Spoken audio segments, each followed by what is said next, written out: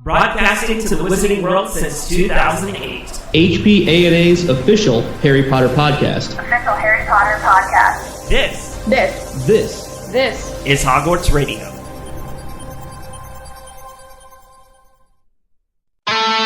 This is Hogwarts Radio, episode 222 for November 18th, 2018. Hogwarts Radio is HPANA.com's podcast discussing all things Harry Potter, Fantastic Beasts, and the rest of the Wizarding World. For the quickest up-to-date news on the franchise, make sure you check out HPANA.com. Hello, everyone, and this is Hogwarts Radio, broadcasting to Harry Potter fans worldwide since 2008. I'm Terrance Pinkston. And I'm Gretchers. Our show can be found virtually anywhere online, such as iTunes, the Google Podcasts app, iHeartRadio, Stitcher, Radio Public, and other places where podcasts are aggregated. It doesn't matter where or how you listen, just make sure to tap the subscribe button, and we guarantee you'll have a new episode each Sunday.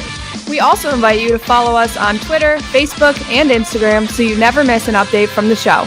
Don't forget, Hogwarts Radio is also on Patreon. By pledging, you'll have instant access to many benefits, including exclusive merchandise, host vlogs, behind-the-scenes planning of the show, Hogshead Radio, and much more. Visit patreon.com/HogwartsRadio to sign up today. Welcome to episode 222, and a fair bit of warning. This is a spoiler-filled Crimes of Grindelwald discussion, so if you don't want to be spoiled, pause the episode right now until you see the movie. Today we are joined by two special guests. We want to welcome back Kari Lewis to the show. Hi, Kari. Hi. She's like, hi. Yeah. I'm always shy about this stuff. That's okay. We are too. We haven't been doing it that long. No, not that long. You just got started. For those of you that don't know, Kari is a cosplayer. You should check out her totally awesome Instagram at KariLX, right? Yeah, KariLX. So it's like KariELLEX. She does some amazing cosplays, including a striking resemblance to the brightest witch of her age, Hermione Granger. And she has a lot of fun content over there. So please, we ask that you go and check her out and give her a follow. And we're also introducing a longtime listener, once a transcriber, current social media manager, and fifth-year Patreon, Sydney Mook, first of her name. What an intro! What a title! That is some Daenerys sounding title, but I'll take it. That's fine. Well, there is a lot of information to unpack from this movie, and we're pretty much going to be talking about it for the rest of the year. Lots happened. Lots to talk about, yeah. And you know, people feel like there was too much happening in this movie, but let's start with our initial reactions. What have we got out of the theater? And it was still kind of fresh in our minds. It's been maybe a couple of days since we've seen the movie now.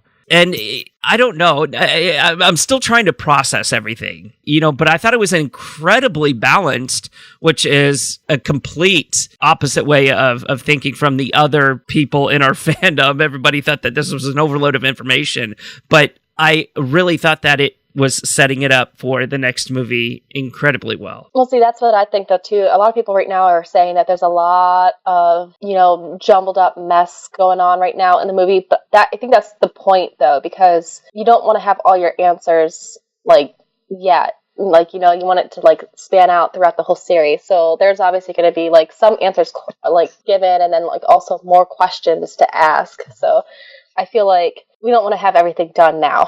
We still have a lot more to discover with this, because it is kind of a really deep part of the history, though. Yeah, it's necessary, I think. I felt like the information that was given was necessary.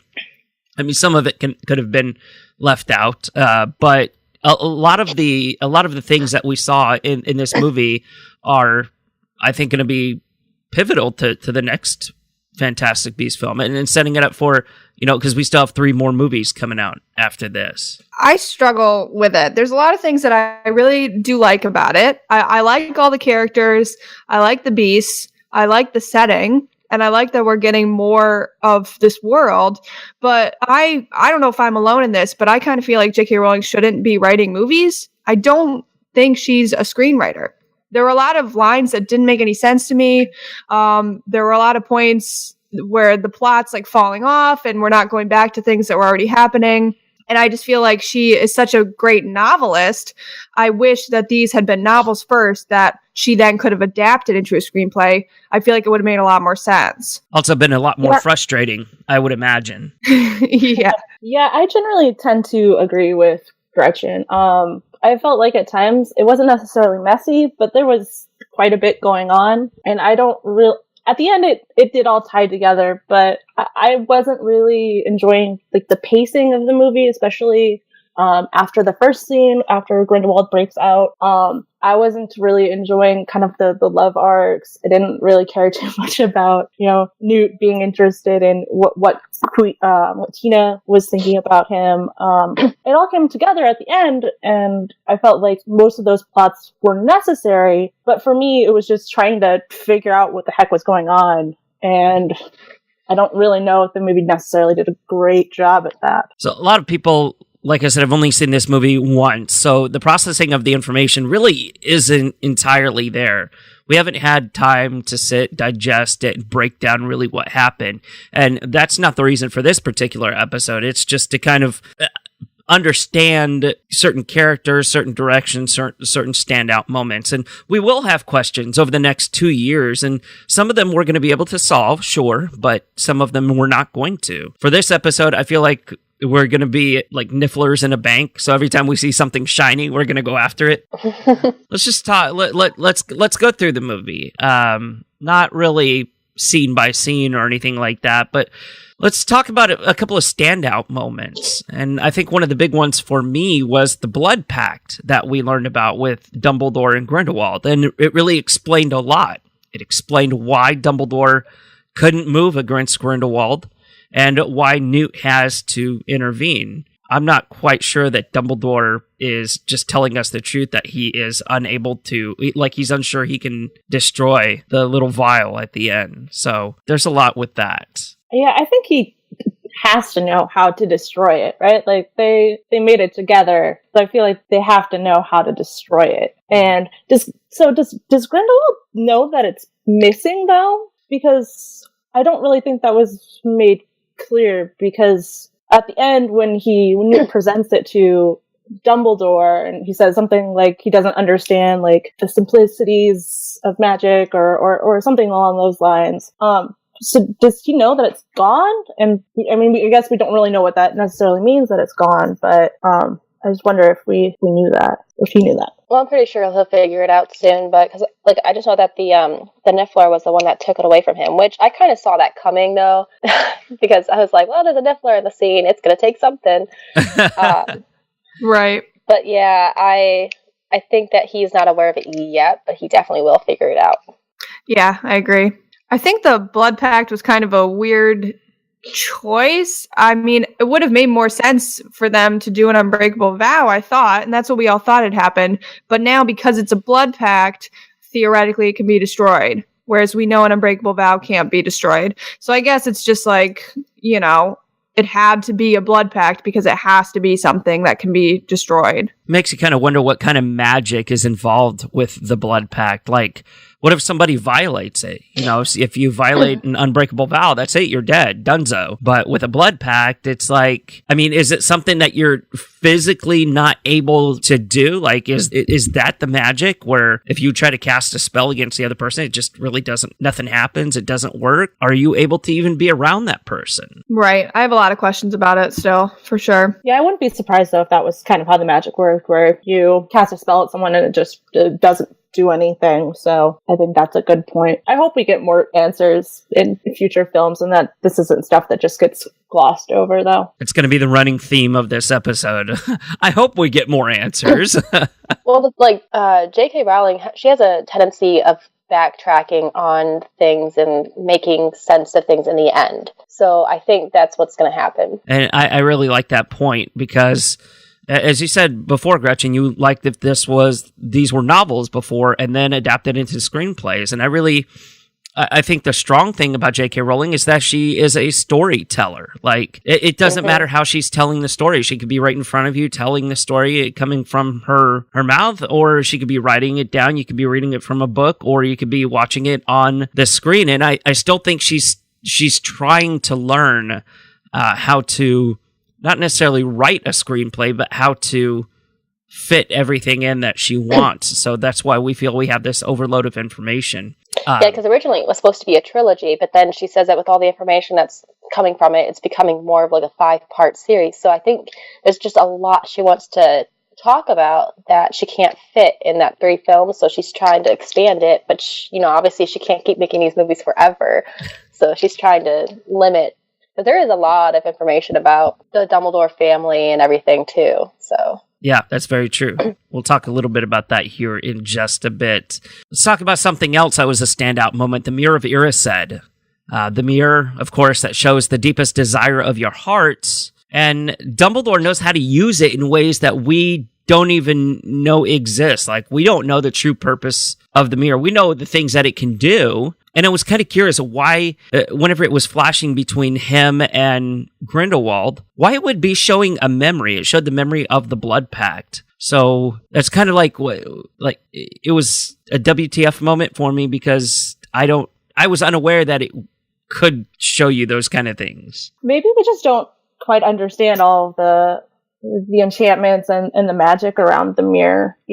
We only saw it a few times in the books, so maybe there's just a lot more that we don't know about it. And obviously Dumbledore being one of the greatest wizards of all time, I feel like he would maybe know, but it is weird, I thought also, but I didn't hate it. I kind of enjoyed that. Sydney, you had a good point here in our show document. You said we don't understand, and we'll probably never really find out why it works this way. Yeah, that's kind of frustrating. I mean, maybe one day J.K. Rowling will talk about that, about the way that the magic works, but I have a feeling that it's something that we're not necessarily going to get a good answer on. They definitely, I feel like, don't have time to answer that question in particular in these upcoming films. Maybe it's something they'll put on Pottermore one day or something. I don't know. But. Yeah. Well, it's probably like how... Oh, I'm sorry. No, you're fine. I said it's probably like how... So in the books, when in the Deathly Hallows, when Hermione did the Deobliviate spell on her parents, she modified their memories, but she didn't really, erase it. So, but, everyone says, well, when you use Obliviate, in the films, obviously it shows that, it just erases their memories. So there's, different aspects to, there's different levels of magic, I think, even particularly for just one thing, because there are memory charms and there's the Obliviate. So, there is a way to modify or erase memories instead of just actually fully erasing them, we were told it was supposed to be. So, that's the difference between the books and the films, though, too. So I think with the Mirror of Erised, there's probably different levels of magic with that as well, besides just showing your desire. I like the point that you bring up about the memory charm, because we saw that point in this movie, how it was only explained that the bad memories were erased, Yeah, that's what I was wondering too. And so it made me think about, the rest of New York, was everybody else? They remember? Yeah, exactly. That's what I'm trying to figure out too. That never got explained. Yeah. Yeah, no, that didn't make any sense. A lot of confusing things with magic in this film. And like I said, these things might not be explained. They might be a Pottermore article, later down the line. But it's just, it's frustrating how we are introduced to this magic and we think we know how it works, and then J.K. Rowling says, psych, and then, she kind of side swerves and says, this can also work this way. So it's not necessarily black or white anymore with anything. There's a gray area now. I think that's why you have to kind of, magic's not really fully meant to be understood unless you really are, that powerful, I guess. I don't know. I think that's why there's probably a lot of issues with magic, of people, abusing the power or whatnot, because they don't fully understand. Let's move on to Grindelwald's rally. And Gretchen, you want to kick this one off? Yeah, I thought this was a cool way to have to be the climax of the movie. I thought it was interesting to hear. I thought his speech was very compelling.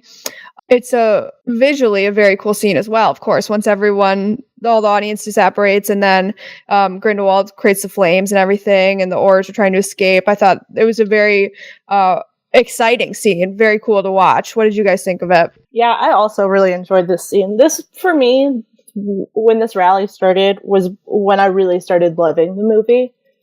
Because up until that point, it wasn't that I wasn't enjoying it, but I spent a lot of time trying to like figure out what's going on. Probably just like overthinking things. But for me, this rally was so compelling. I enjoyed it a lot.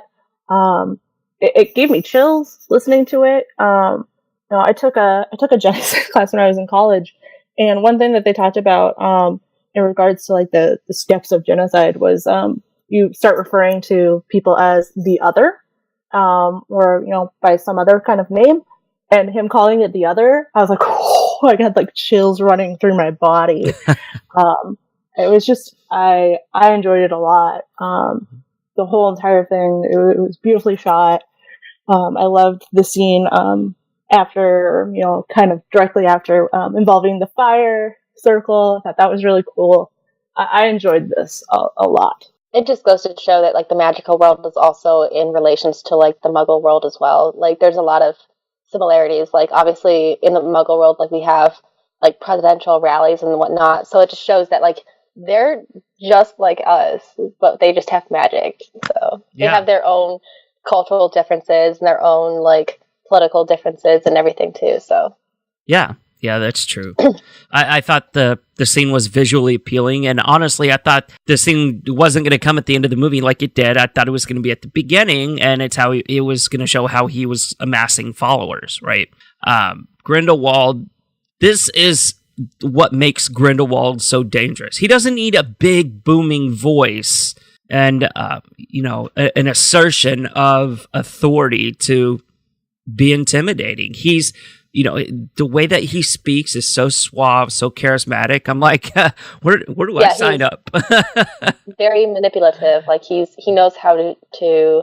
That's how it is with Credence as well. Like he was very manipulative with Credence. So that's what I'm worried about too. I think he's still manipulating about the Dumbledore thing. Yeah, agreed. But this was one of my favorite scenes of the movie, and especially all the magic involved, where we saw Nicholas Flamel's big moment as well. He's like, "Oh, I haven't done this in 1,200 years, but I'll give it a shot." That was cool.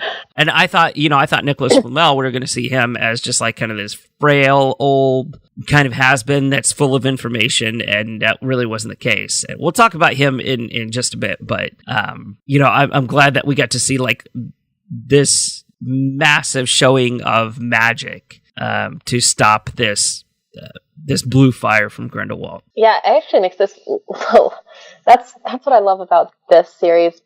Slightly better than Harry Potter series, because I feel like the magic is like much more over the top than just Harry just screaming Expelliarmus. There's just a lot more like to magic that you think. So Yeah, I agree. I think that like the fact that this series is centered around adults really helps that, because obviously they're way more advanced in their magic than students at Hogwarts, or even Harry, as gifted as he is. So it was really cool just watching a lot of the magic. Speaking of magic, let's move on to the Ministries of Magics. I don't even know if that's a word, magics. Ministry of Magics. We'll make it one. Sure. We actually got to see 3 Ministry of Magics in this film. We saw the American Ministry of Magic in the Woolworths building. We saw the British Ministry of Magic, and we also saw the French Ministry of Magic. Let's talk about the British Ministry of Magic. Whenever I saw it, and we were coming down through the main concourse, I felt like I was home for some reason. It was nice to see again. Yeah, so we get to see the Ministry of Magic again. We didn't see them in the first one, right?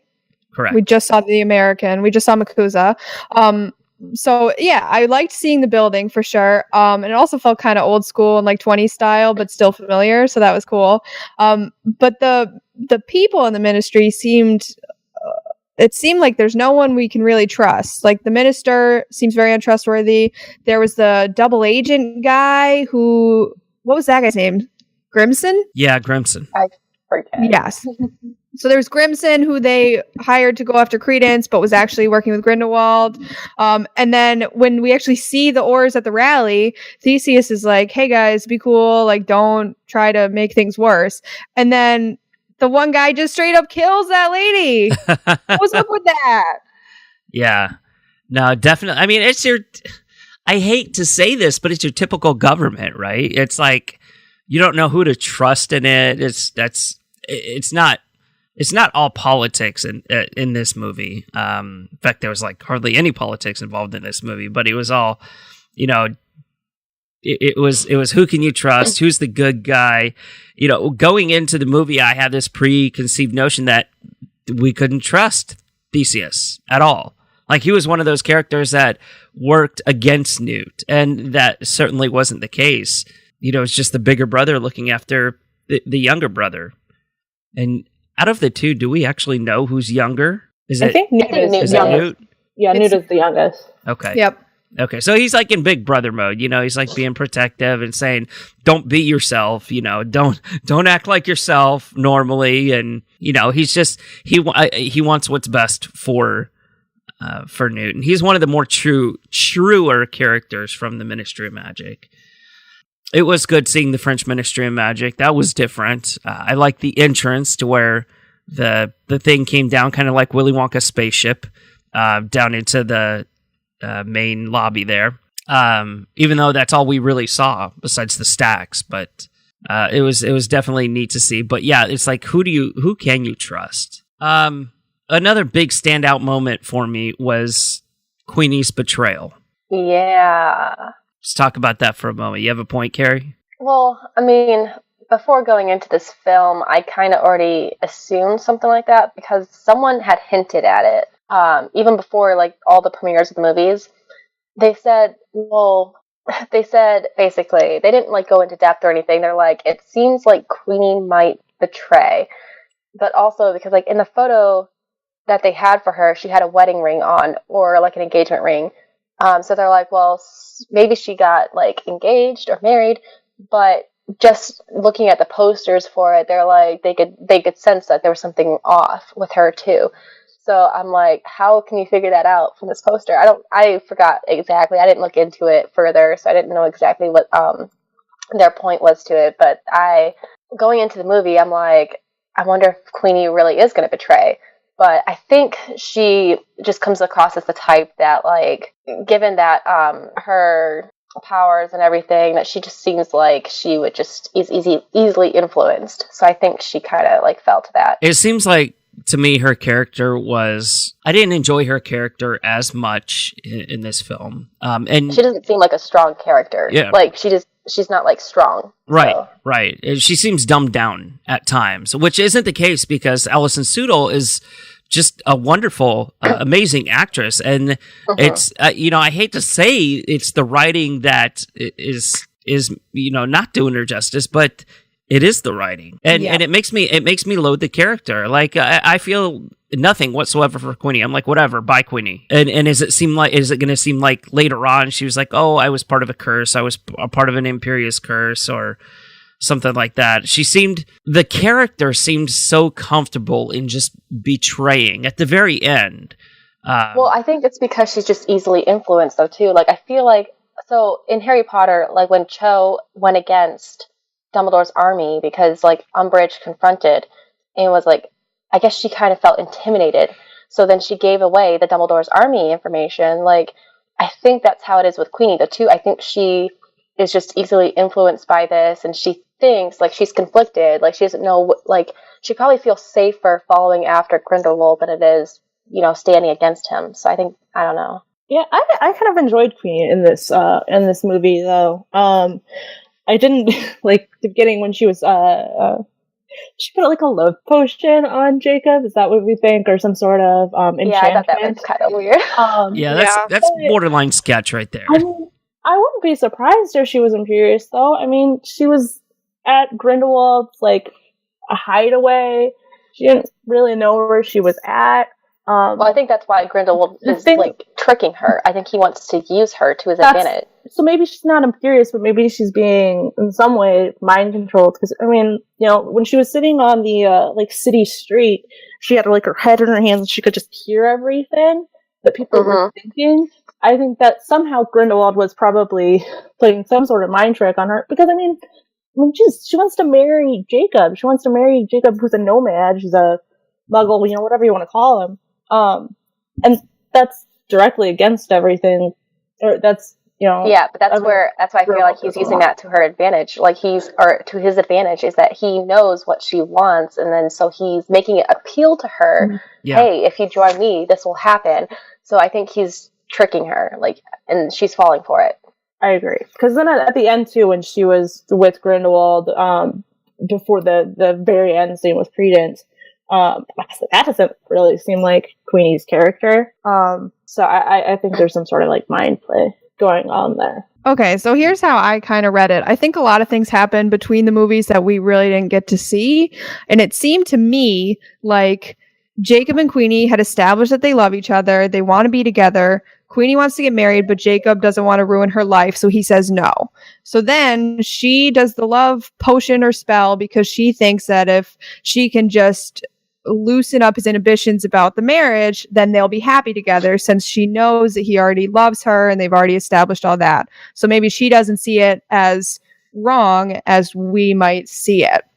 So then yada yada yada, he takes the spell off. He says no, we can't make it work. And then she commits to Grindelwald. I don't think he's tricking her. I think that she is making a choice because she thinks that he will create this world where she and Jacob can be together. So that's the future that she's seeing because he's manipulating her to see that. He's lying to her. But I don't think he's cast a spell. I don't think she's under his influence beyond maybe a little bit of the mind thing, like Sydney was talking about.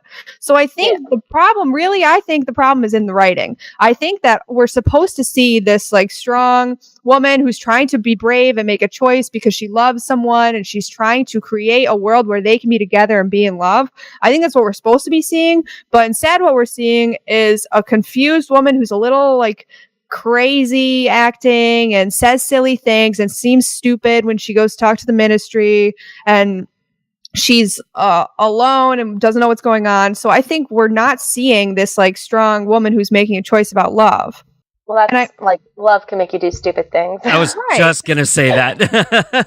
yeah, but I also think that we're supposed to be. I think that also in her backstory, we know that she only really has a relationship with Tina. She doesn't have a lot of people in her life who she can have real relationships with. So I think she's very afraid of losing that relationship with Jacob, and she's willing to go to these lengths, even if it means kind of going a little further than maybe she should, because she loves him and she wants to be with him, and she can't even fathom losing him, especially now that we know that Tina's kind of left her to go track down Credence, I don't know. I loved Queenie in the first one, and I think they did a huge disservice to her in this one. I feel like it's also realistic, though, too, because, not every single female character out there is going to be, this, strong, I can, be dependent on myself kind of thing. I think there are women out there that will do crazy things for the person that they love. So yeah, and I like that. I think they didn't write it successfully enough for that to come across. I like the fact that she's, committing to it because she loves Jacob. I think it gives us a different, like you're saying, a different type of female heroine who is willing to do these crazy sacrifices for love. But I don't know. Maybe we'll get more. Maybe it'll be more successful in the upcoming movies. I don't know. She has to be smart enough to realize at some point that what she's doing Jacob isn't agreeing with her, and there might be a point to where she just goes too far with all this. And he just doesn't want to have anything to do with it anymore. And then she's kind of stuck. She's kind of on this path that she can't turn around from, and she has no other way but forward. And I'm having a real hard time with her really meaning that she's she's believing in what she's doing is the right thing. Yeah, and I think it's important to keep in mind too that when we're talking, I mean, we're talking about, like potential, like with Wizarding War, and when you're in like these dire times, people make decisions that they regret just kind of in general. So I feel like eventually she's going to regret what she did, and I don't necessarily think that doesn't make her strong or anything like that. I think that there's just a lot of factors going into place, and maybe she thinks this is what she wants now. But she's probably, I would guess, going to change her mind later. She'll realize that she made the wrong decision. Well, that's why I like seeing characters that are not perfect to start out with, because like you kind of have to start from the bottom to get somewhere. Otherwise, like if you're at the top, like you don't have any more room to grow. And I like seeing character development over a series. So I think having these confusing times right now, she'll eventually like either redeem herself, or maybe she'll just prove that she isn't that great of a character to begin with. But like I like seeing improvement, or I like seeing their growth or development.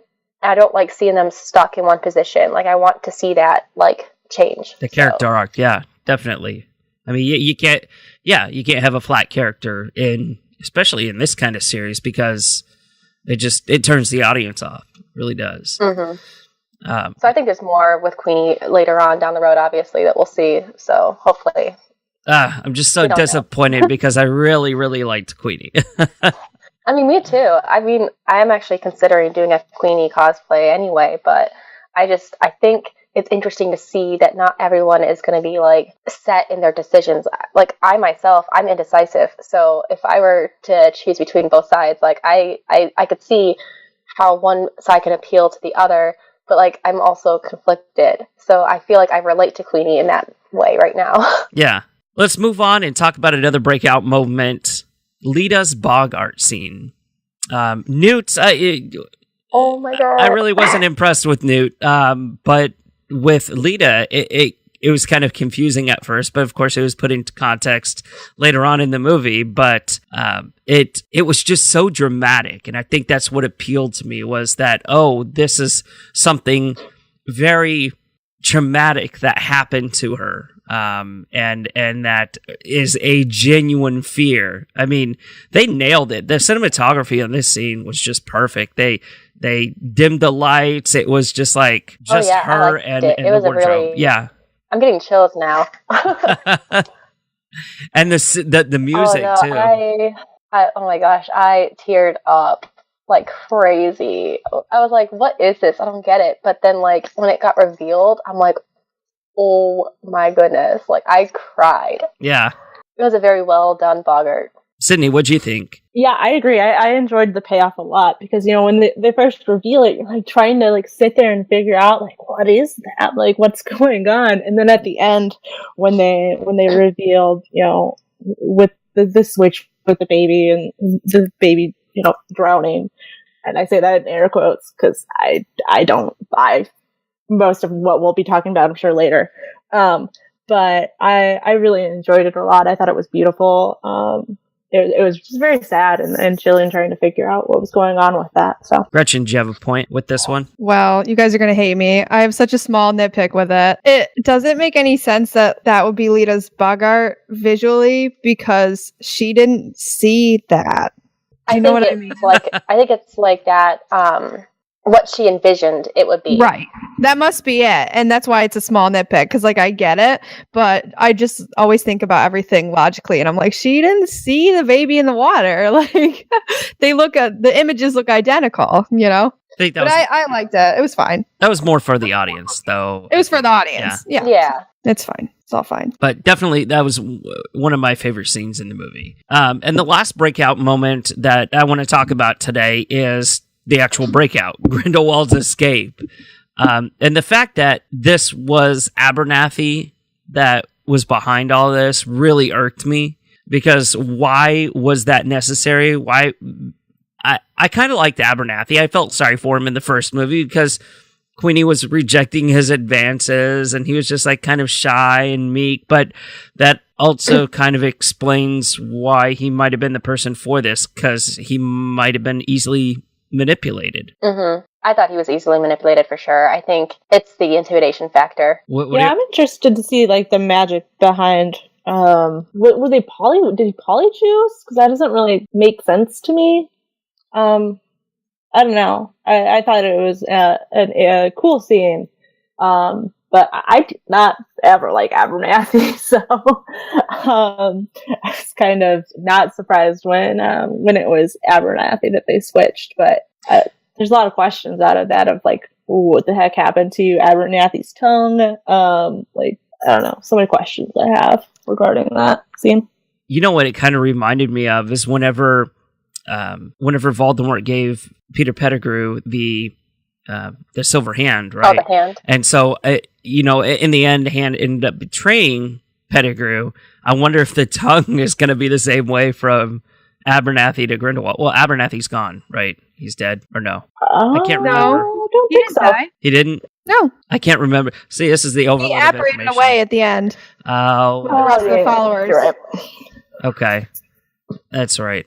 So it makes me kind of wonder, is his tongue going to have a place in his death later on in the series?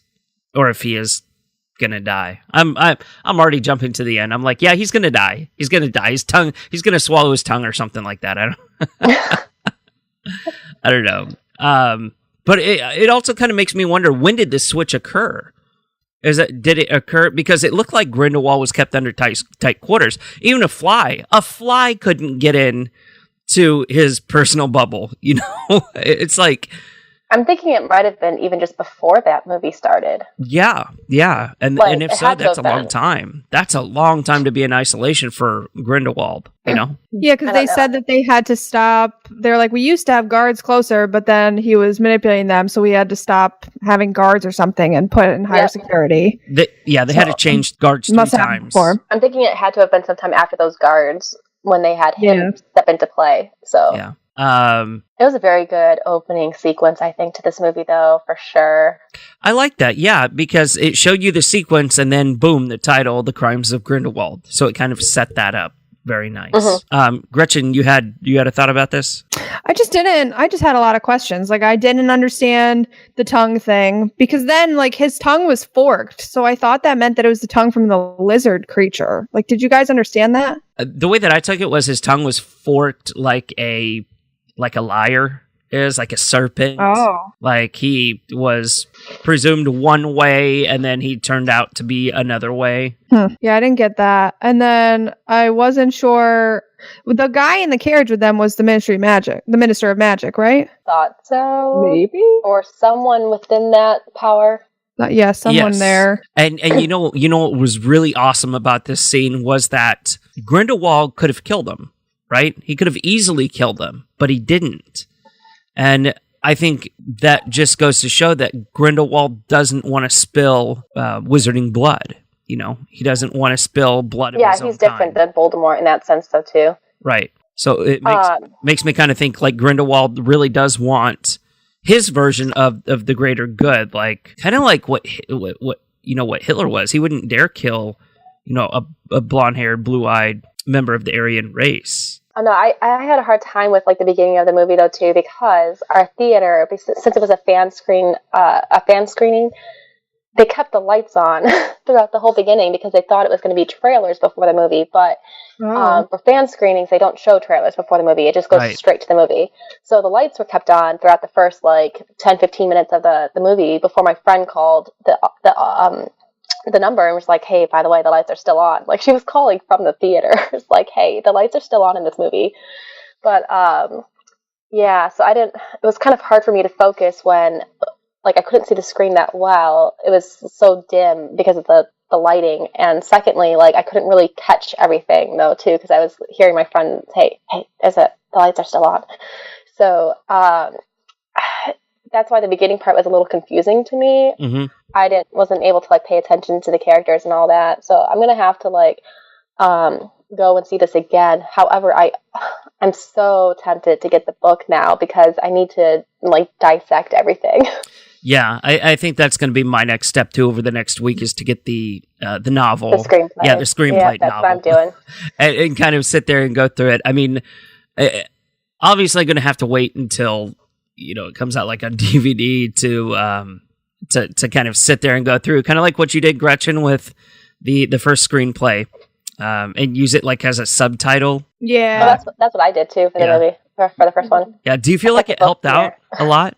Do you feel like it helped out a lot with understanding certain things? This is why I like to watch everything with code captioning, because it helps me focus on like everything. Like sometimes like when I watch a show, it's hard for me to like pick up on everything if there's like an accent out of place or something, or I don't know, just so I have to have words with it. It helps me put the scenes to the words and then comprehend it. That's the kind of learner that I am. So it annoys all my friends when I have to watch everything with code captioning, but it makes me like analyze it even further. Yeah. So one other question I had about this scene was, so clearly Abernathy or Grindelwald as Abernathy has the Elder Wand. How, and this is something you guys I'm sure will discuss in further episodes, but how did he get the Elder Wand? Like, when did this happen? When did Grindelwald get the Elder Wand? When would have he got the Elder Wand? Because they would have already dueled, right? Him and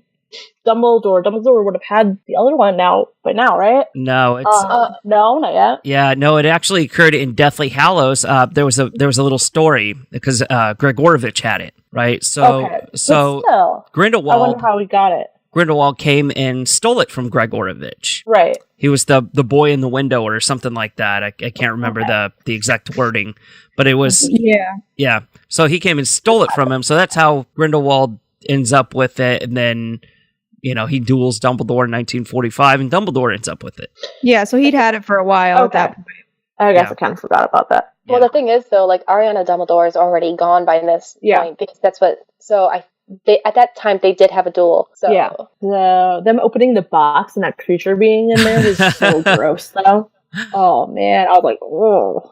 I'm glad that there was a creature involved in this escape, because if it was just magic, I mean, they might as well call it the magic of Grindelwald instead of just like fantastic beasts. With all these fantastic beasts. Yeah, I loved the kitty looking creature with the. That one was so great. I don't even know what that was, but the cat toy. I was like, oh my god. Oh, with the Zou, yeah. Yeah, we'll talk about him in just a bit. But I really love the beasts in this movie, how they were just so like present. They were there, and it's something that we didn't get this in the Harry Potter films. And I know I was worried going into this film, it being the Crimes of Grindelwald, that we weren't going to see as many fantastic beasts. But I was worried about that too. We saw quite a bit. Yeah, I really liked it. Now that we've talked about a couple of breakout moments, and like I said, we'll dissect more as we move throughout the series and the year discussing the movie. But I wanted to talk about breakout characters. And we'll kind of go one by one here. We're just going to kind of hit the high points of each of these characters, because there's quite a bit to get through. But number one is obviously Credence in this movie. And Gretchen, you seem to think otherwise. I love how you say obvious. I feel like if Credence wasn't in the movie, it would barely be different. He's like just running around, are you my mommy? And nothing's happening with him. So disappointing. I was so disappointed in this. I think though that the reason that all of that was there, because I also didn't really enjoy it. I was like, why are we spending so much time on Credence trying to like figure out who he is? I was like, oh my god, I don't care that. Well, I care, but like I don't care that much that we're spending. I don't know. Like they spent at least a half hour on it. I felt like. But I think that it was important for the end, which I'm sure we'll talk about later. But I think they needed to spend that time of like, oh, who am I? But who am I? I kind of generally tend to agree that it wasn't a completely necessary plot line for necessarily this movie. I don't know. So my friend actually has this theory about Credence. It was said that Ariana Dumbledore like couldn't contain like she couldn't like use magic because she was traumatized. There was boys picking on her or whatnot, so she kept her magic to herself. And then it was rumored that she could be an Obscurial. Now, my friend, and I don't know how the timeline frames, I don't know if this is possible or not, but he's like, what if Ariana, when she passed away, her Obscurial self, like, latched onto Credence? I mean, it's possible. We don't know how many Obscurials or Obscurus are in the wizarding world. We know of two. We know the one that Newt had in his suitcase, and then we know that the one that occupies Credence.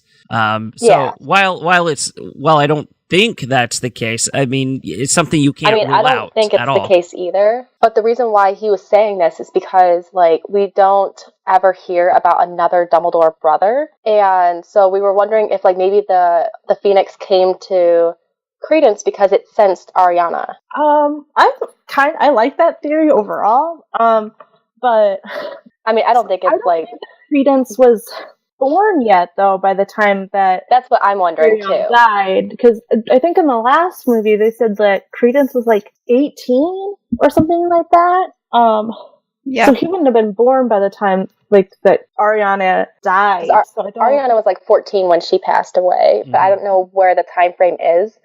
So I don't. That's what I'm confused about. I don't know if that fits. I think that I looked it up last night. I think it was like 1899 or something like that when she died, and then I think Credence was born in like 1907 or something like that. Yeah, so I think she would have already been dead by now, so that's what I'm wondering. But like, if the Obscurious like was like out there wandering, and then like all of a sudden just like latched on to like Credence, it's an interesting theory to think about. But I don't know. We'll have to see how that plays out, if it's even explained at all. There's going to be some things, like we said earlier, that are not going to be explained in this series, and it's going to leave us very, very disappointed, but it's going to keep Pottermore relevant for years to come. With Credence, I mean, personally, I feel like it was necessary, even though he, like, nothing really happened with him, like, he's running around looking for his identity and searching for who he really is. That's a very important for us to know, but not incredibly relevant to what's happening in the movie right now. But it's setting it up. You know, this was Credence's setup movie, I believe. Moving on to, you know, the third movie, where it's going to be more about Credence's identity and Grindelwald manipulating him and everything like that. And seeing if he can control this Obscurus, or if Grindelwald just like gonna wind him up and then send him loose like in the middle of Rio or something to go crazy. We know that Credence has a wand now, and that the first thing that he uses it for is to destroy half a mountain. So I think Credence in this movie, he's definitely powerful. Yeah, in this movie, very not pointless, but very low key. But next movie, I think he's going to be more of an integral part of the plot. I mean, I've always thought there was much more to Credence. After the first movie, I was like, there's no way that they're just going to like brush him off. Like, I think we assumed he was going to be dead after that, but I think he's definitely a crucial part to this whole thing. It sucks because it's like we didn't ever knew about this beforehand, but it's like cool that we're now diving into the whole Grindelwald and Dumbledore thing. So Gretchers, what did you think about Lita? I really liked Lita. I thought she was a very interesting character. I liked the flashbacks of her at school because she's different than any hero or heroine that we've seen in the Potter series. We don't see a lot of Slytherins that people like, which is a crime. So I really like that she was a Slytherin, and I like that she makes a joke to Dumbledore about like, oh, I'm a bad student, I know. And I really liked her personality and as a person. I think it didn't make any sense that she was only in this film. I hated the plot twist with Corvus. I thought that was dumb. I didn't like that she's mostly a love interest, and then her last words are "I love you." So I'm like split on Lita. Like I really, really liked her for some of it, and then for other parts, I was like, I don't know about this. My perception of her was like 1,000% wrong. In our show document, I have like 1,000,000% wrong going into this movie. She is by far my favorite character of this film. just because of her character arc and how quickly it accelerates, which I kind of had this feeling like as quickly as that arc was going in this particular movie, that she wasn't going to make it to next movie. Because like, bam, they threw everything about Lita at you all at once. And so usually whenever they do that with a character, that doesn't mean that they're going to be drawn out over the next couple of movies. It means that they're a one and done character, which is really disappointing. I loved her story on the boat. Very tragic. I liked her as a character because, as you were saying, Gretchen, there's not many Slytherin characters that are likable in this franchise. Hell, even in the Wizarding world. And it's wonderful that we finally got one, a female character that is as different as she is, a different kind of Slytherin that we've seen.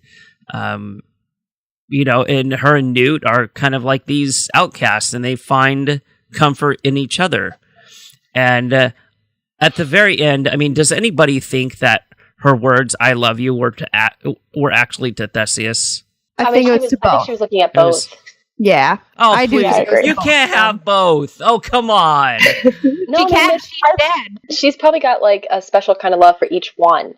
So, I mean, there's different levels of love on the spectrum. So I think she cares about Theseus, but she actually truly loves Newt. Yeah, I generally tend to agree with that. I think that the way that shot was set up was that it was closer in on Newt's face, like right before that when she says "I love you." So I think you're supposed to believe that she said it to Newt, but I think that she was saying it more to both. But yeah, guys, that like scene got me. I was like welling up with like little tears in my eyes. I was like, no, like I fell in love with her like really quick, and then we had to say goodbye to her so quickly. And I was very sad. Yeah, I expected so much more with Lita. I thought we were going to have much more. I thought her sacrifice was a little like short-lived, though. I think that she did it for. I mean, I'm just hoping that it wasn't for like just no reason at all. I think she kind of like just impulsively threw herself in there, thinking that it was going to be like this big sacrifice. But like, I feel like it wasn't really that big of a sacrifice. Yeah, no, I didn't really get why she was sacrificing herself. It didn't seem to have any lasting effects. I actually thought that she was going to go with him. I thought she was doing some sort of like betrayal thing. But then she was fighting him and then she was dead. And I was like, oh, okay. I have no idea what's going on or why. Yeah, like I feel like, well, obviously, Lily's sacrifice for Harry was much more like emotionally built up. But I feel like this sacrifice that Lita made wasn't the greatest. I think it was kind of like a stupid sacrifice. Well, there's also like a lot of like backstory though to them that we don't really know. We don't really know. I mean, we know from those flashbacks that we got of Newt and Lita at Hogwarts, like we know some of their background, but we don't know everything about those, like the intricacies of their relationships. So maybe I don't know. I felt, like I said, I got pretty emotional like watching that, but I can see where like it doesn't quite all make sense what she was doing. Yeah, like I said, it just felt kind of short-lived. Like, if they had branched out more onto it and had more of, like, an emotional build-up to it, then it would have been much more powerful, but, like, it just didn't feel like it was that powerful of a sacrifice. Does anybody feel like Newt and Lita's love was a true love or more of an infatuation? We didn't see any of it, so I have no idea, Like, we saw the one scene of them in the flashback where it's like, okay, you guys could be friends, and then I don't get it. Like, did they ever actually have a romantic interest in each other? I don't know. Well, I don't think we were ever meant to believe that. The only thing that was weird was the L plus N in the classroom, but I didn't really understand that. But I always felt like it was supposed to be like a very, very like tight friendship kind of love rather than a romantic interest kind of love. But I think that there's different points in the movie where they try to point you in the direction of it being a more of a romantic kind of thing, which I didn't enjoy about that. You mean that didn't mean Luna plus Neville? No? I mean, it could have. You never know. Even though those two didn't actually end up together, though, too. I know, right? If you It would have been great. if your name begins with an L or an N, you are not destined to be with an L or an N. Nope, never. Apparently. Let's talk about Queenie now. I mean, we did earlier, but something else I wanted to hit on with Queenie was that love potion. Like, was that love potion at the beginning really necessary? I don't. No. Yeah. It was such a questionable choice. That's real. Like, Jacob, I feel Jacob's frustration. Like, when were you going to wake me up? When have we had like 5 kids? So, wouldn't that be considered like, I don't know, like almost rape at that point? Yes, I think so. Yeah, I agree. And I think that this is not justifying like what she did, but she was really desperate to be with him. I don't think it was like okay whatsoever though for her to put some sort of enchantment or use a love potion on him, and it was kind of like obvious from the beginning of that scene that something was off, and Newt figured it out pretty quick. He's like, "You've enchanted him." Well, that's why, like, obviously, like, when you're in love, you do stupid things, though, too. I mean, it's just like how in Harry Potter, though, too, like, Romilda Vane sent that love potion because she was obviously just, like, so infatuated, though, too, that she wanted him to feel the same. But, like, I don't know. Girls can do crazy things sometimes when they really like somebody. So. Yeah, no, I totally get it, you know, but at the same time, to me, it feels like it's 1,000% wrong. And it kind of makes me wonder, like, if their kids were conceived under the effects of the love potion, wouldn't we have like another Tom Riddle thing under our feet at that point? It's like, I don't know. It's just, it really wasn't necessary. It wasn't a necessary point in the movie. I really didn't like that aspect. That it was to show her desperation. I do. So that kind of is setting the pieces in place for her betrayal later in the film, because like I said before, I think she thinks that it's just a temporary measure so she can get him to marry her, and then I think she was going to take him off it.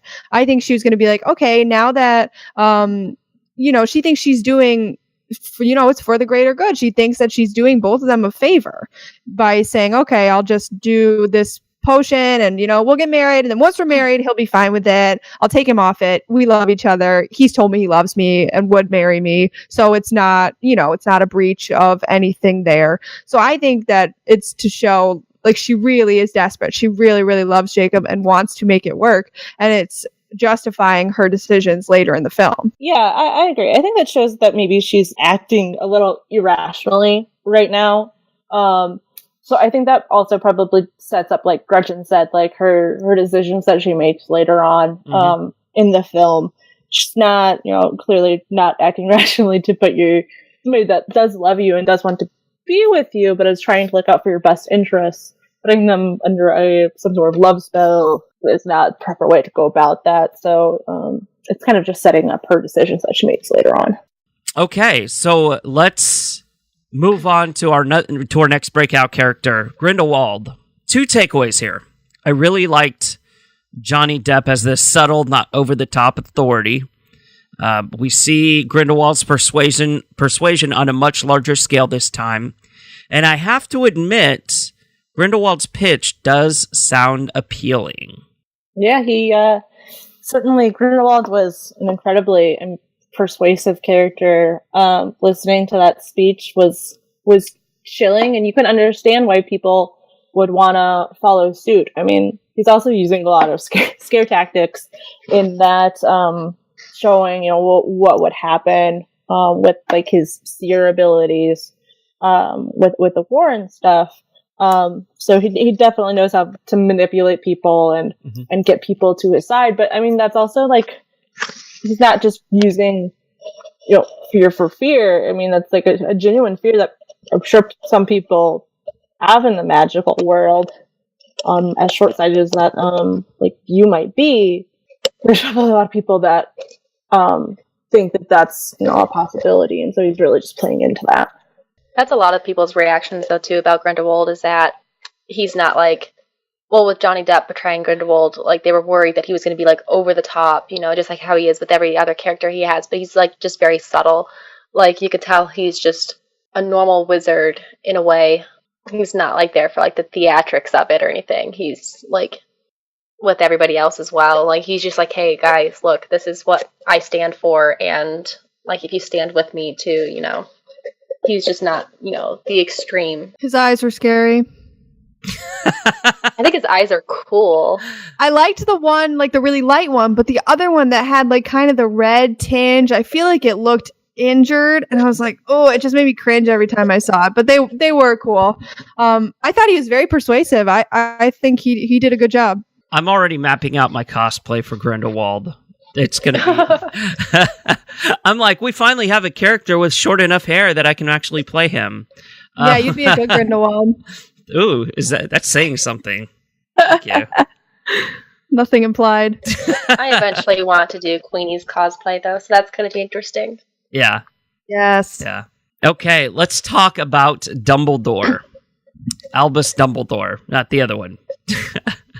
I understand Dumbledore a little more now. Whenever he said that, I can't move against him, and we all thought, because you love Grindelwald. Well, yeah, that's part of it, but at the same time, it's like, you can't move against Grindelwald because you physically can't move against Grindelwald because of this blood pact. So I understand that aspect of him a little bit more, and why he really has to get Newt to really do his dirty work for him. Well, originally I thought that he couldn't move against him because of their love, in a way. Right. But then it makes even more, like, the blood pact makes it much more stronger. Very true. I mean, obviously, we know later on, I thought this was going to be leading up to the whole issue with Ariana. Like, I thought Ariana was going to be a part of this as well. But apparently that already happened. Mm-hmm. So, apparently this is it's a different war than what I envisioned.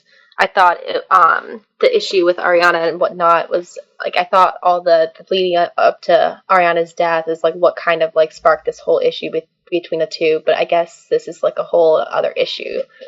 I didn't look further into this, so I didn't know the timeline. Anybody have issues with Jude Law as Dumbledore? No. Absolutely not. Loved him.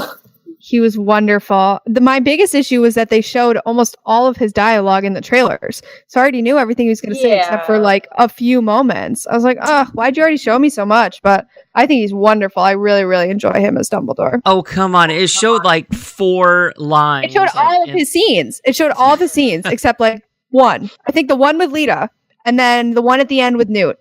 Those were the 2 scenes that I did not see in the trailer. Yeah, it pretty much showed most of his dialogue, but I think that's just because eventually this becomes a bigger thing between Dumbledore and Grindelwald, so, like, we don't want to, like, have Dumbledore steal all that spotlight yet. Yeah. So, yeah. Eventually we're going to see much more of Dumbledore as it goes on, but especially now because of the new Dumbledore. That's going to be interesting to see how that plays out. The new, the improved, the younger Dumbledore. Where did he come from, Dumbledore? Dumbledore just for mend his beard. Looks great. No, I thought Jude Law did a really good, like, quirky, like, Dumbledore for sure. Oh, so.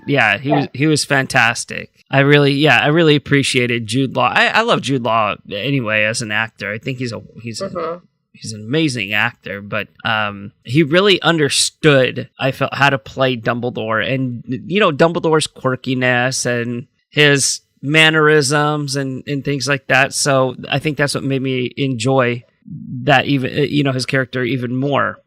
My question is, why couldn't Jude Law wear what Dumbledore wore in the movie to the premiere? Because he has some tough clothes there at the premiere, right, Gretchen? He had like that captain's yacht look. Yeah, he looked a little silly. But in the movie, he cleaned himself up. Well, there's those memes going around though too about, like, Shacklebolt going and say, "Hey, you can't, deny it. Like, Dumbledore's got style." True. Yeah. Yusuf Kama. I don't understand the point of this character. I mean, I get it towards the end, but he was one of those characters that we could have just not seen. Yeah, I don't really feel like his character was super necessary to the plot. Like, I didn't really enjoy it. I spent a lot of time trying to, like, figure out, like, what the point of him being there was.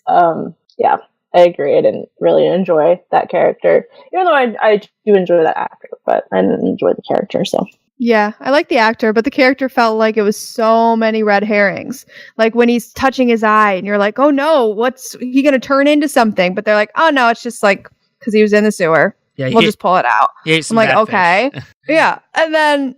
His story at the end, I was like, okay, Sweeney Todd, like that felt so much like Sweeney Todd, and I was like, I don't understand why you exist.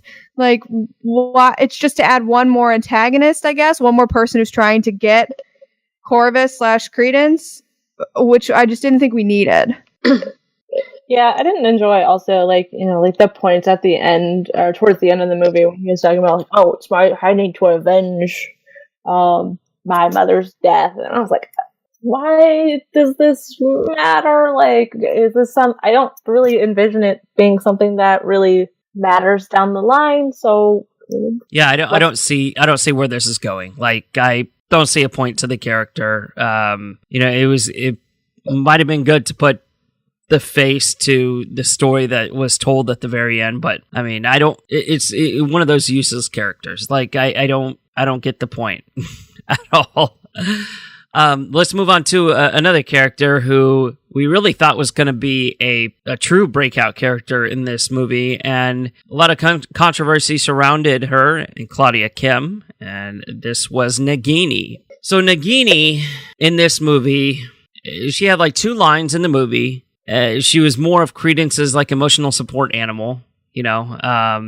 I don't understand of the point of having her in this movie. I was really disappointed.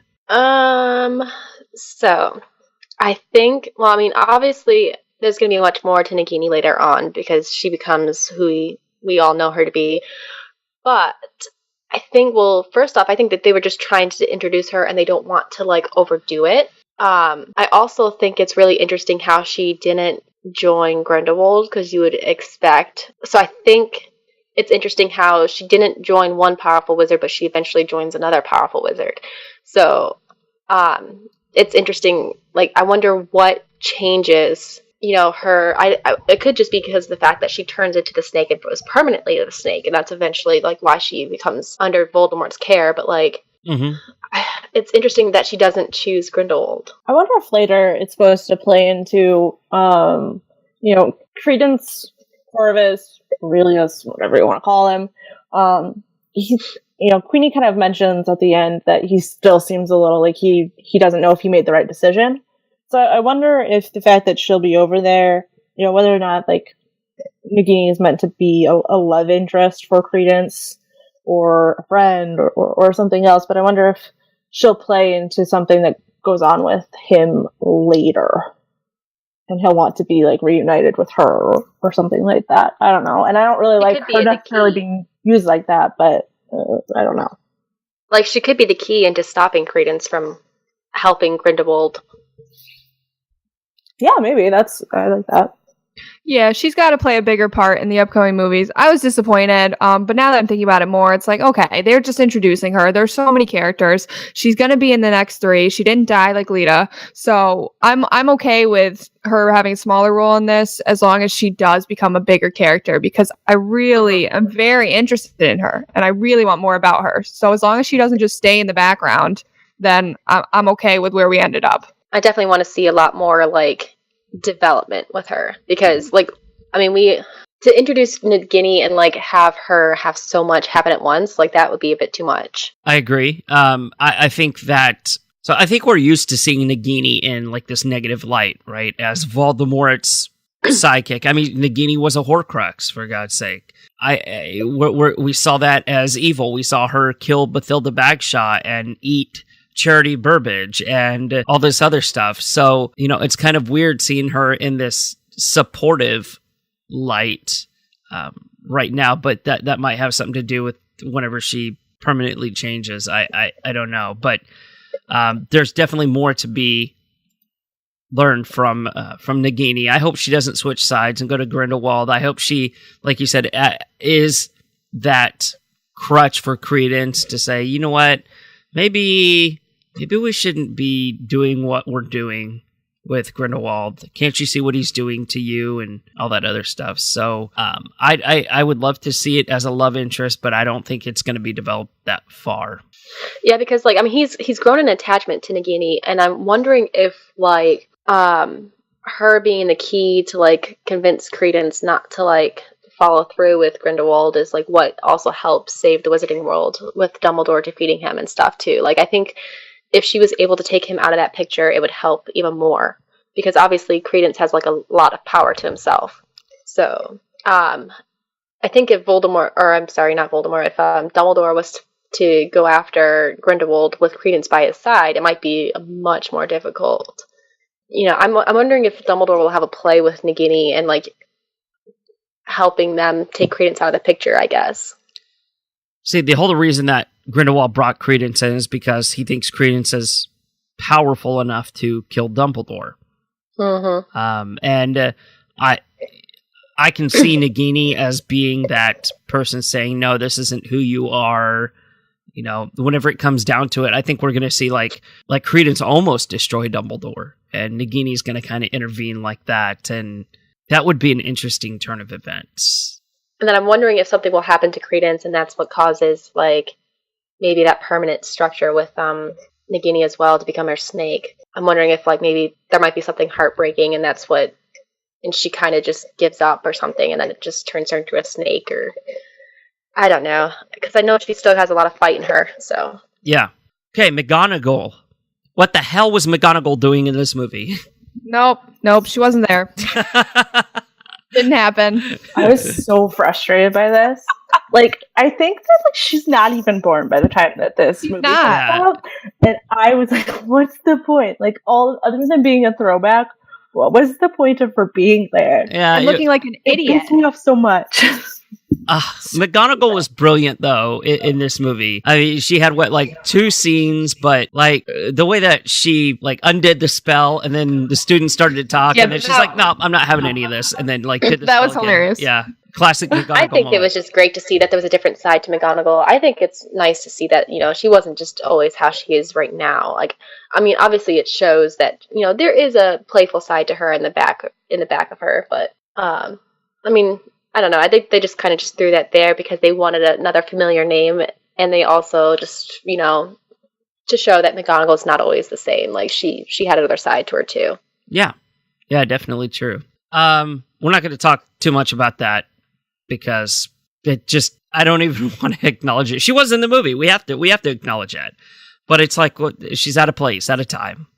Use the time turner. I have no idea what the hell she's doing there. Anyway. Let's move on to our last character, Nicholas Flamel, whenever we're introduced to him. And basically we're introduced to him in the same way we are in the trailer. Jacob sees him, and we learn that this is the residence in Paris that Dumbledore was referring to in the trailer. And whenever he talked to Newt in the bus, things like that. So not too much interesting information from Nicholas Flamel. We knew that he does converse with Jessica Williams' character from Ilvermorny. Was it Professor... Can't remember. Professor Eulalie Hicks. Yeah, I'm glad I didn't trip all over that. But we also see the Sorcerer's Stone in kind of this vault in the wall. That was pretty cool. Mm-hmm. That was an Easter egg right there. That's cool. Yeah, that was a good Easter egg. Yeah, I don't know. Did anybody have any like general thoughts on Flamel? I just think he's a badass. I was just going to say basically the same thing. I thought it was cool that one point he was like, yeah, I haven't done this in like 1,200 years, but here we go. And I enjoyed that part of it a lot. I was like, yes, Nicholas Flamel, do it. I can already see the memes off of that. I haven't had any action in 1,200 years, and other people going, me too. Me too. Yeah, that's a meme. Yeah. I thought he was fun. He didn't serve much purpose. I didn't understand why he felt like he needed to go to the action, because once he got there, he's like, hey guys, we'll cast Finite. And I'm like, do they not know how to cast Finite? Like, didn't Hermione say that when she was like 12? So I didn't understand why that had to be something he had to go do. But I didn't have a problem with it. I thought it was fun to see him there. Well, it shows that there's like magic and strength though too, or magic in numbers. Like, So, I mean, obviously that was a long time ago. And then Hermione obviously learned it from the books and everything. But seeing how they can all join together for just a simple spell, it actually can make it much more bigger than it really is. Yeah, agreed. Okay, our favorite beast in the movie. What do you guys think? I'm a Niffler guy. I always got to go with the Nifflers. I love the Nifflers. And at the end, when the Niffler comes hobbling back, I'm like, oh, can I pick him up and pet him and like fix his paw? And I'm just like, I was like, that was a tearjerker moment for me whenever the Niffler comes, hobbling out. I was pretty fond of the Zou. Is that how you pronounce it? Zou? Zou, yeah. I loved the part where it had like the cat toy, like Kari mentioned earlier. It reminded me, I have 2 cats, and I was like, this is just like, you like see their eyes, and they're like, oh, I gotta get this. So it reminded me a lot of my cats. I just think it's so cute, because it's like this big creature falling over something as simple as that. Like, that's what I think is so great about it. Very dangerous creature as well, and it's just the fact that it's so mesmerized over that little trinket it's so hilarious. Another really cool one I thought was that water creature that Newt had to like the wrestle, Kelpie, basically. yeah, I thought that was great. Yeah, that one was cool. That seeing Newt's home and his absolutely insane amount of like land that he owns, that was baffling.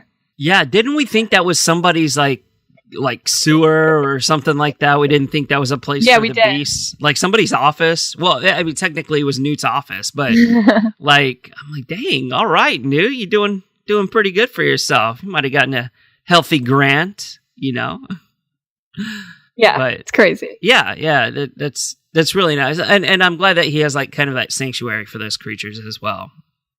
Because that's what it's all about, is the creatures. But I really love the fact not only the Niffler had a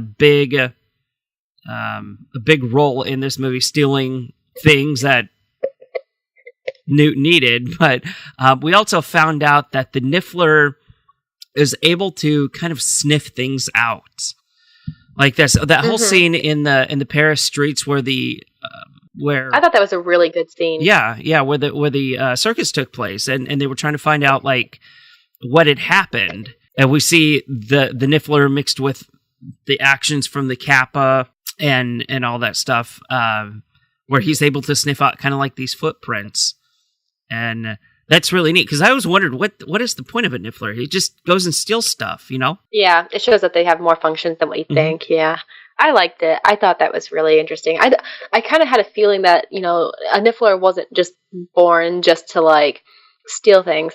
Like, I thought there had to have been something else that they're useful for. I like the fact that every time we saw a Niffler, it was followed by Newt's expression going like, what the hell are you doing? Kind of like that WTF expression. So that was pretty funny as well. The only thing that I was upset about is that I wanted more of the Thunderbird. Oh, yeah. That was my favorite one in the first one, so I would have loved to see like where he's doing now, or How's Frank doing? That's going to be the title of the third movie. Like, where's Frank? Fantastic Beasts, where's Frank? The search for the Thunderbird. Gosh. Yeah, that was my favorite creature. I like the Zou. The Zou, yeah. The Zou. That was fun. That was a fun time. I enjoyed that. Okay, well, this was a very busy episode, a very jam-packed episode, and we're not done by any means with Crimes of Grindelwald. We haven't even touched the Aurelius Dumbledore theory. We're going to talk about that on next episode. Were they on the Titanic? I thought it was a Titanic too. I'm like, this is oddly familiar. Did I come to see Harry Potter, or did I come to see Titanic? I think I saw Rose and Jack just running by whenever the ship was sinking. Yeah. That would have been great. Just in the background. Someone on a plank. Yeah, that's the cameo that I want. Yeah. I want to see them do the King of the World. Yes. I could just imagine the Nifflers doing that. Oh, yeah. Yes. But like I said, much more content to come. Look, we didn't even touch half of the movie today, I don't feel like. But we did want to just kind of put out this episode as a general reaction episode and what we thought.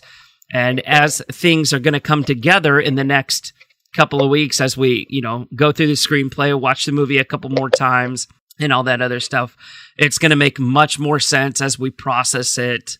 So don't worry, we're going to be more structured, not all over the place, stuff like that. But just like the movie's a bit all over the place.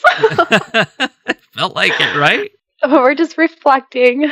We are. It's like we're seeing all the shiny stuff, like I said at the beginning, and we're just kind of going after it. Yeah, there's a lot more to talk about. Yeah.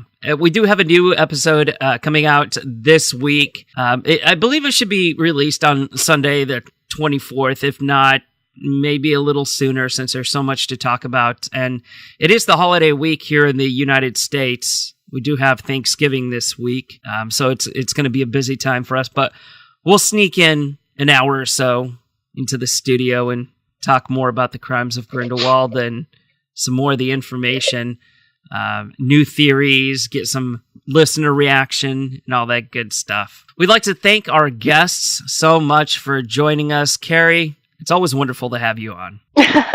I'll have to do this more often. I've just been so busy, but I know the next thing I'm doing is I'm going out and buying screenplay. So yeah, same here. I think I'm surprised that I haven't gotten it yet. Really, I'm surprised I haven't either. I need it. Yeah.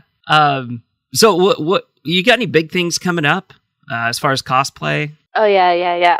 So this is what we were talking about beforehand. I'm going to Weekend of Wizardry in Tacoma, Washington, and it's in 3 weeks, so I'm excited. That's going to be a lot of fun. Anybody you know going to be there? So we're going to have the body double for Daniel Radcliffe, and then we're going to have some of the cast members from Puffs, the musical, or a play, or I think it was a play. I think they might have music in it, too. I haven't seen it yet. It's a play. Oh, yeah. And then we're going to have Victor Crumb and Percy Weasley. Ooh, sounds like a great time. Yeah, Stan and Chris. Stan and Chris. Stan, Chris, and Kari. That's a new sitcom, guys, coming this fall on Fox. They're gonna have other cosplayers there too, but I get to be one of the guest cosplayers, so I'm excited. That's awesome. Well, congrats on that, and guys, go follow her on Instagram. I promise, go follow her on Instagram. You are not going to be disappointed at all. She does a lot of fun things, a lot of different cosplays too. So, not just Hermione, not just Belle, but some other things as well. Yeah, I'm working on a Sabrina one because everyone's like, you should do Sabrina next. So I actually have that one in the works right now. And then eventually I'm doing other ones. So it's just slow, but I'll get there. I feel like that's the way with our show. It's slow, but we'll get there. Sydney, thank you so much for coming on the show on such short notice. Really appreciate that. This is a lot of fun. I enjoyed it a lot. It allowed me to get out a lot of my thoughts because my mom and I went to go see it last night, and I was just like, so many things. I got into the car, and I was like, oh my god. So it's fun. Yeah. For those of you that don't know, like I said earlier, Sydney is our social media manager, so she's responsible for a lot of the content that you see on our Facebook page and our Twitter account as well. She does a wonderful job with that, and Sydney's also our very first patron that we've had on the show, and we really appreciate all the support and the hard work that you put in. Well, thank you. I enjoyed it a lot. So. And if you're not a patron, head over to patreon.com/Hogwarts Radio to sign up today and view all of the exclusive content. Well, we'd like to thank everybody so much for tuning in. Once again, I am Terrance Pinkston. And I'm Gretchers. And we'll see you next week for episode 223. Bye-bye. That was bloody brilliant. Codswallop.